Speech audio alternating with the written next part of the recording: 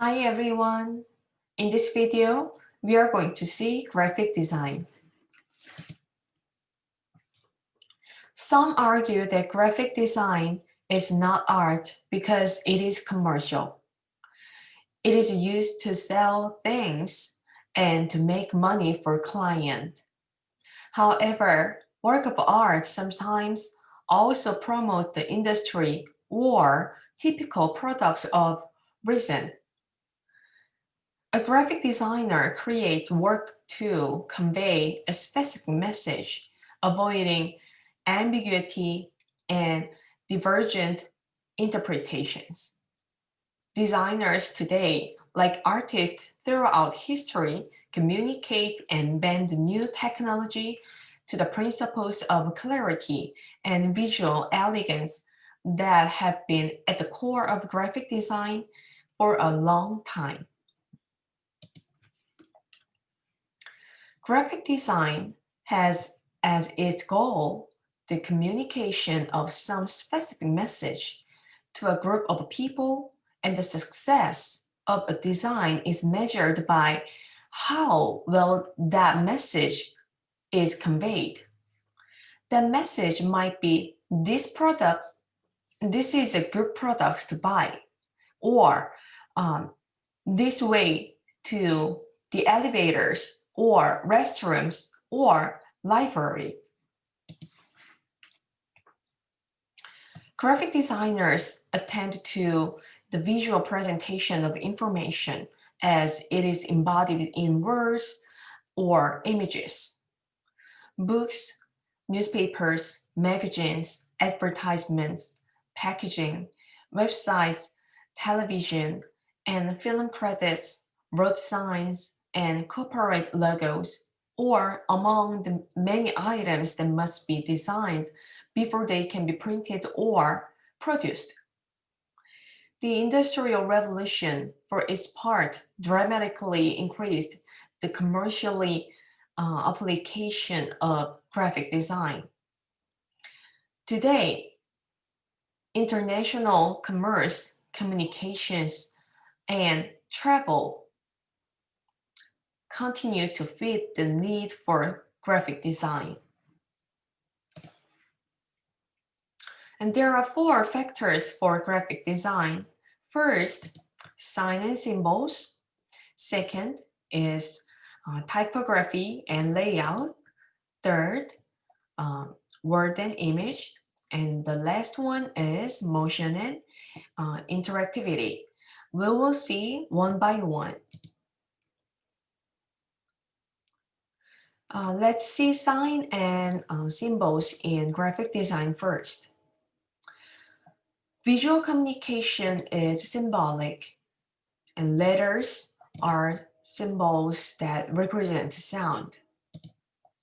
The lines that we use to draw representational images are symbols for perception. What can you see through this sign? We all recognize the symbol for children playing. It is one of the universal symbols that communicates essential information across language barriers. The silhouette of two children on the teeter-totter appears against a yellow background.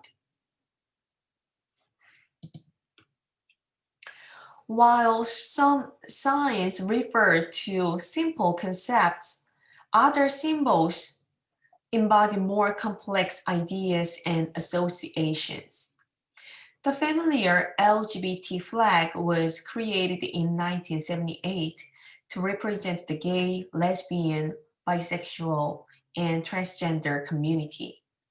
It was made by the designer Gilbert Baker. As a designer, Baker thought about what flags are, how they are seen, and what they are supposed to accomplish. He considered how to represent the gay community in a positive and uplifting way. Among the most pervasive symbols in our visual environment today are logos, and trademarks, which are symbols of an organization or a product. Paul Rand was one of the most influential of all American graphic designers. Simple, clear, distinctive, and memorable, each of these corporative logos has become familiar to millions of people around the world, instantly calling to mind the company and its products or services. Now we see typography and layout in graphic design. Cultures throughout history have appreciated the visual aspect of their written language. In China and Japan and in Islamic cultures, calligraphy is considered an art. In Western culture, letters for public architectural encryption have been carefully designed since the time of the ancient Romans, whose alphabet we have inherited. Albrecht Dürer designed well-balanced letter forms typeface, constructing each letter within a square. Dürer paid special attention to the balance of thick and thin lines and to the visual weight of the serif. The sword cross lines that finish the principal strokes. Today, type is created and set by digital and photographic methods. The design of typefaces continues to be an important and often highly specialized field, and graphic designers have literally thousands of styles to choose for. Having selected typeface, a designer's next concern is layout, or how text and images appear on the page. Layout is significant in design because one of the most important tasks of a graphic designer is to devise visual presentations that make potentially confusing information easier to grasp.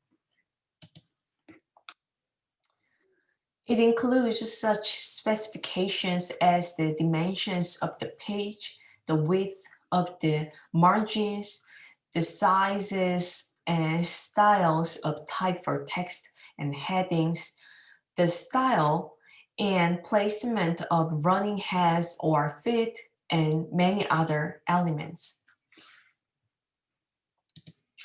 And let's see words and image now. Handed out to town dwellers and posted in public spaces.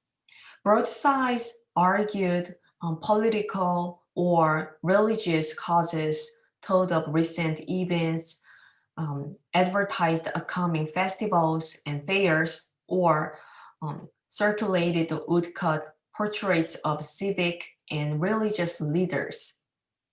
They were the direct ancestors not only of advertising and posters, but also leaflets, brochures, newspapers, and magazines.